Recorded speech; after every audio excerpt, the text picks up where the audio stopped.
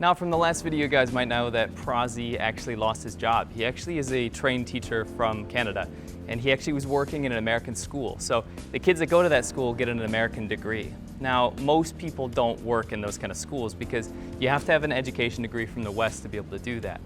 The majority of work that people get when they come here, especially if they are a Western English-speaking foreigner, is actually teaching ESL, or English as a second language. Now, unlike the international schools, these jobs are plentiful, and actually the requirements to teach in them are a lot lower than the other kind of schools. Now, the thing is, in the past, they would kind of take anyone, but because of visa restrictions and everything kind of changing and getting more and more strict, companies are also taking themselves more seriously as well. Now, every city in China, especially in a third-tier city, has all kinds of off-brand English schools. And, they can be called Happy Giraffe English or Marco Polo English. These spring up, they close down overnight, they're everywhere. Most of these places cannot get a visa for you, a Z visa. And that is a huge warning sign to not work for these kind of schools. But thankfully, out of the rubble has come a lot of really, really big companies. We have companies like EF, Web International, Wall Street English. These are huge, huge companies here in China that offer visas and have fairly reliable work. The hours tend to be a little bit higher for ESL jobs at those companies, but they do offer a stable job. The thing is, when I first came to China, the interview process was very, very relaxed. You sent your resume, they looked at your photo, maybe gave you a phone call and said, oh, okay, you speak English, and that was about it. It was super, super easy.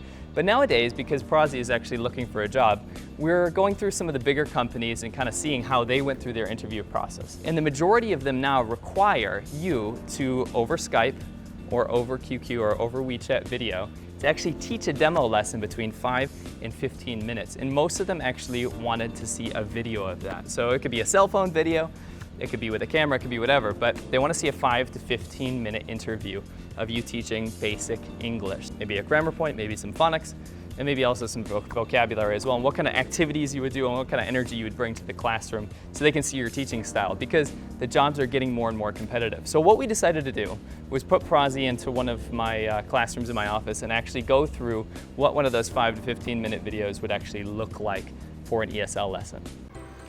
Hello, my name is Prozzie. And this is going to be an example lesson of how I would normally teach a lesson, only a little bit different because I don't actually have any students with me. This example is going to be aimed at students with kind of lower level English, basic beginner level. And if I don't know the students, if it's one of my first times teaching them, I usually like to open up with a bit of an icebreaker. This is an example of one of the many games I usually like to play as an icebreaker, and this one is called 2 Lies and 3 Truths. Basically how we play this game is I have 5 statements, 2 of them are lies and 3 of them are truths. And the students, or whoever else is playing, has to guess whether those things are true or not. So the first statement says, I am from Canada. So do we think that is true or a lie? I think it's a lie. Well, you're wrong. I am from Canada. That is a truth.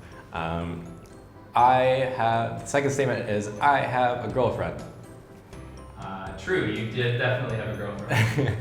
At the current time of making this video, I do not have a girlfriend. I'm completely single. The third statement says, I love animals. Most people like animals, I like animals, so you like animals, true. I do not like animals. I'm terrified of animals. They're really scary and I don't really like them. Cats and dogs are okay, but I don't really like animals that much. That one is a lie. So we've already got 2 lies on the board. That means the rest of them have to be true out of process of elimination. So I do love China and I am 25 years old. Those are 2 examples of truths. Now, for this specific lesson, this is something I would do quickly to show the students how to play, and then depending on how many students I'd have, they'd come up and do the same thing. So yeah, that would be the icebreaker. So once the icebreaker little game is over, I usually like to pick 5 vocabulary words for the beginner level and play another kind of game with them so that they can kind of know the words a little bit better. Now, this game is going to be kind of a ball toss. What's going to happen is that I'm going to throw, or the students rather, are going to throw the ball at one of these words. If they hit the word, then they can erase it. If they miss the word, then I'm going to choose one of these words and they have to create a sentence out of it. You have brothers. I have 3 brothers.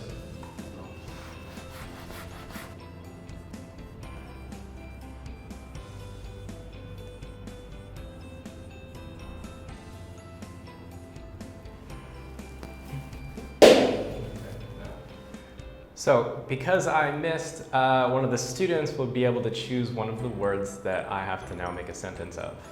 I don't have pets. I don't have pets. Okay.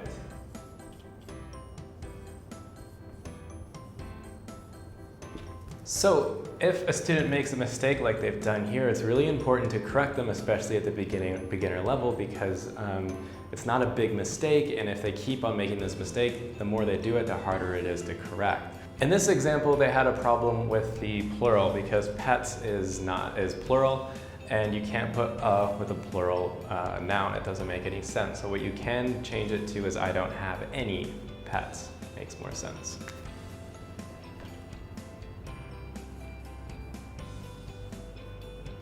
So after playing the vocabulary game and teaching them the 5 words, I usually like to move on to a bit of a reading exercise so that they can practice those vocabulary words that they learned. Now, phonics is really important because once they've learned the books and the grammar, if they move on to another country or if they're speaking to a native speaker and their English has a bit of an accent or their phonics isn't totally correct, it might be a little discouraging for them because some people might not understand exactly what they're saying. Okay, so for this phonics lesson, I have 3 sounds for the students to learn.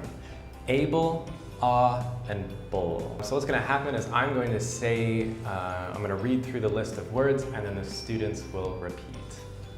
So, cable, stable, label, forgettable.